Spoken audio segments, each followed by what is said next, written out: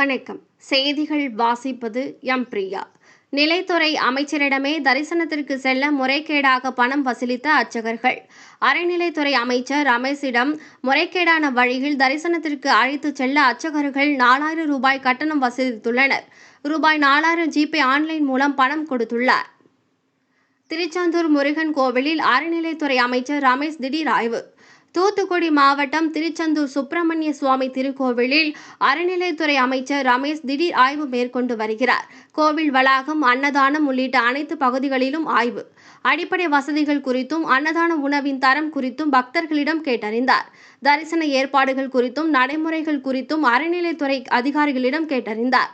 பல முறைகேடுகள் தெரியவந்ததால் ஊழியர்களிடம் மன்னிப்பு கடிதம் எழுதச் சொல்லி அமைச்சர் அதிரடி உத்தரவு.